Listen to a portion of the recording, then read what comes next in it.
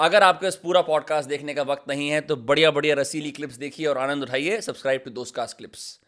What is Varanasi as we know it? Is Banaras an anglicized version? And then what is Kashi? Right. Yeah. Thank you, Vinamra. It was so great to meet a podcaster who comes so thoroughly prepared to the conversation.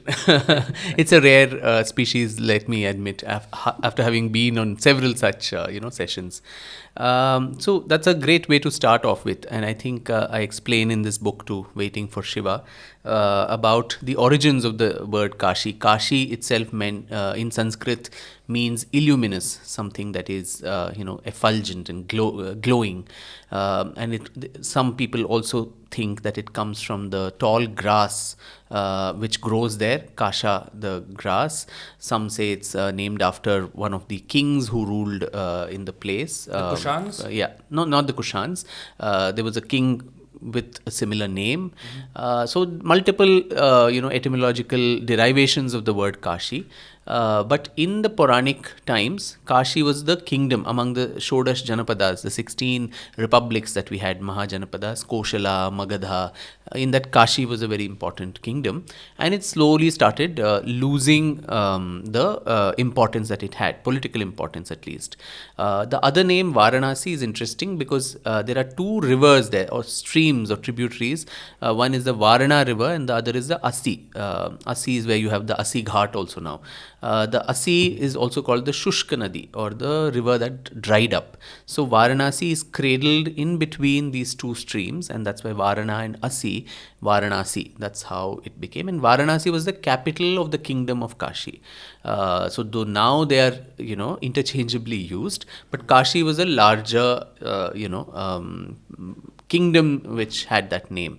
Now over time, Varanasi became Banaras and so on, especially during the Islamic, rule, who could not probably, the upper branch of Varanasi became Banaras. So these were the different names, but in the Puranic text itself, Kashi itself has so many, parallels, synonymous names. It's called the Avimukta Kshetra, or the place where Shiva, in the Skanda Puran, he claims that he tells his consort that he was so fascinated by the town that he promises that he'll never sacrifice or abandon the town. So something that is unabandoned, or avimukta kshetra. It's also the place of salvation, because he assures every soul that whoever leaves their mortal coil there, once the soul leaves the body and comes out, he himself, Bhagwan Shiv, is supposed to come and whisper the Tarak mantra in their ears and ensure that the soul goes to, salvation. So the mukti, so avimukta kshetra comes from there too. And it was a forest of bliss. So it was called Anandavana or Ananda Kanana. But at the same time, and every part of Kashi, there is Shankar. There's a popular Hindi proverb. It says, Kankad, Kankad mein Shankar. Every stone there is symbolic of Bhagwan Shiv. And so that's why it was also called Rudravasa, a place where Rudra lived. But alongside, what is important is that it was also called the Maha Smashana, where probably one of the few places in the world where a funeral pyre or a cremation ground is not considered inauspicious, which is a part of the birth and death, the cycle of birth and death, being so inevitable truths of the world. So it's a Maha Smashana. There are funeral pyres burning all the time at the Manikarnika Ghat in Kashi, on the banks of the Ganga. So, and Shiva, as the presiding deity, literally overlooks these cremations. So I think it's a fascinating and an esoteric place. And structurally, many people have argued that Kashi is not just random temples distributed here and there. It's like a yantra where every deity is located at a particular, angle from each other, and collectively they create a cosmic energy, which is what gives Kashi its, the magnetic field, the importance, and so on.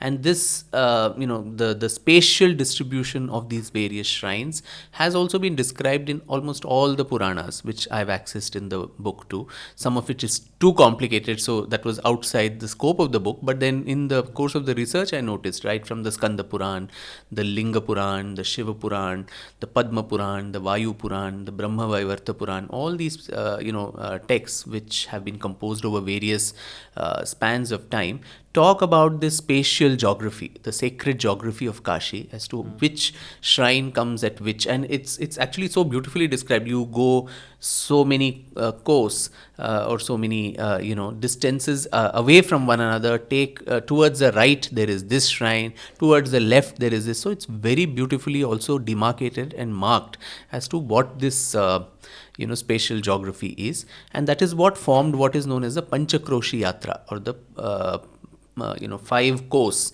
yatra, within which all these different shrines came. So there was it's like a series of concentric circles. There's a center, which is the Antargriha, which is where Vishveshwar, the presiding deity, lies. And there are other concentric circles, all of which form part within this Panch course, where when Bhagwan Shiva is supposed to have, incarnated there, he kept his feet and that of his consort, Devi Parvati, and together these 5 courses that their feet covered is what created that sacred geography, is what the Puranic stories talk about. So when we discuss a city like Kashi, which is probably the oldest living city in the world, the hoariness of its past and the burden that it carries of its many told and untold stories, I think it's very, very staggering, at the same time very interesting for a historian to explore. अगर आपको clip पसंद आई, make sure you subscribe to Dostcast clips.